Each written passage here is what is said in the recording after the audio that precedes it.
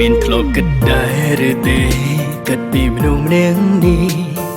មនុស្សដែលចេញតែតាមរំខានគ្រប់ពេលវេលាធ្វើមុខក្រមិនអៀនដើម្បីបាននៅក្បែរគេថាមិនស័ក្តិសមតែនៅខំបន្តក្រក់ល្អ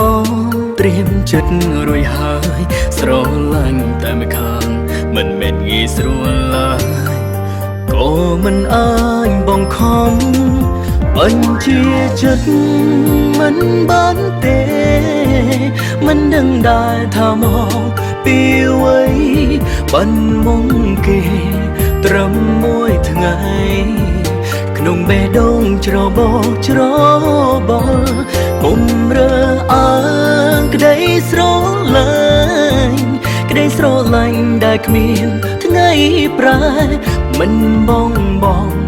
ចិត្តស្មងទេយ៉ាងហោចណាំងសង្ឃឹមខ្លាំងដែរ50%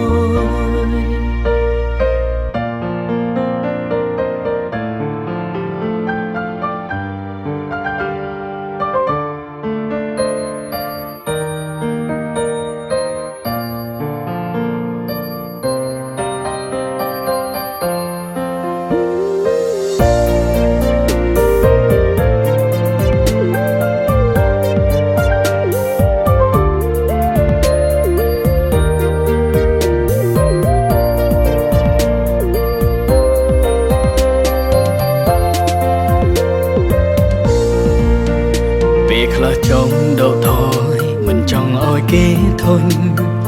មិនចង់ឲ្យគេស្អប់លើដើមតែធ្វើមិនបានចិត្តកាន់តែជ្រួលជ្រើពុំស្អប់ខ្ពើមខ្ញុំអីបញ្ជាចិត្តធ្វើមិនបានមិនដឹងដែរថាមកពីអ្វីបានមុំគេត្រឹមមួយថ្ងៃក្នុងបេះដូងច្របល់ច្រ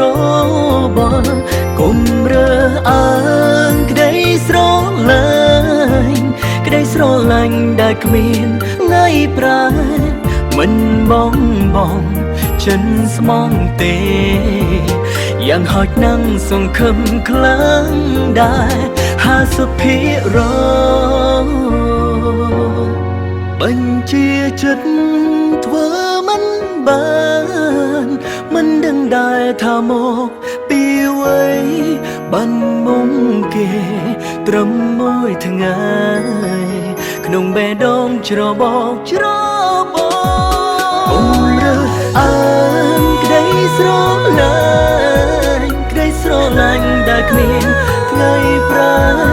មិនបងចិនស្មងទេយ៉ាងហោចណាំងសង្ឃឹមខ្លាំងដែរ